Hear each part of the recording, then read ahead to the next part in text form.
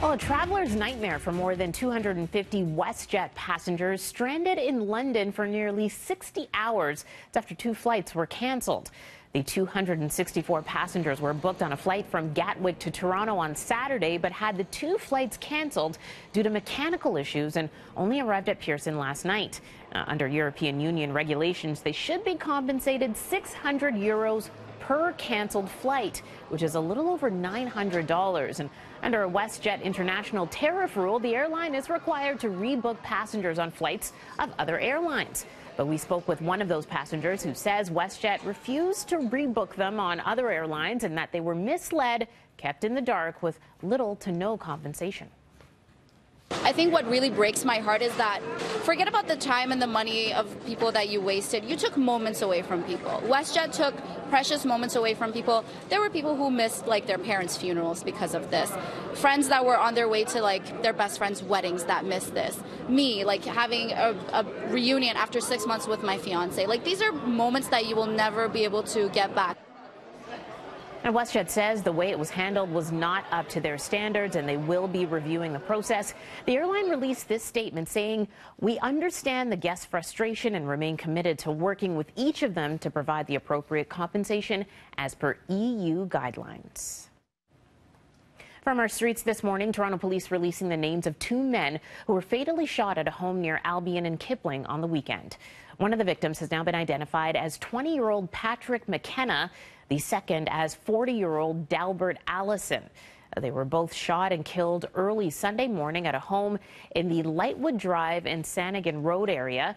Police say one of the victims was shot when he responded to someone knocking on the door of the house. So far, no arrests have been made. Toronto police are looking for two suspects after a double stabbing near the Eglinton West subway station. Officers found two male victims at a home in the Glenarden Road and Ridge Hill Drive area, but believe the stabbing happened at a nearby parkette. Their injuries are not life-threatening, and so far, there's no description of any suspects. Police are asking for the public's help in identifying a woman who died at Pape subway station on June 17th.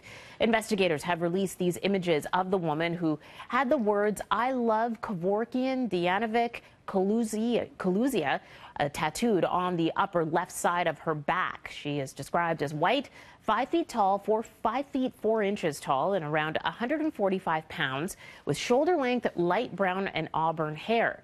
She was wearing a black tank top, black tights, and black high-heeled shoes with lace straps. Anyone with information being asked to call police or Crime Stoppers. Well, Donald Trump telling his supporters the illegal migrant controversy has been good for his Republicans, and he's learned something from it.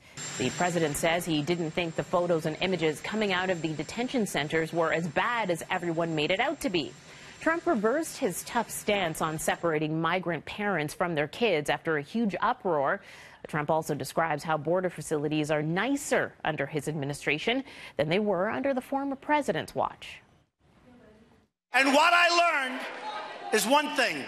Our facilities are cleaner, better kept, and better run. That's the one thing I learned, okay? I saw that. But what we have is two extremes. And I liked it. I said, hey, this is fine for us. The Democrats want open borders. They want anybody they want, including MS-13, pouring into the country. A top U.S. border official in Texas says under orders from the White House, he stopped criminal prosecutions against migrants who illegally come to the country with their kids. This seems to suggest the Republicans are reverting to the approach the Obama administration took when illegal immigrants showed up at the U.S. border. Well, 6:07 here on BT. We'll send it down to Mel and Frank next.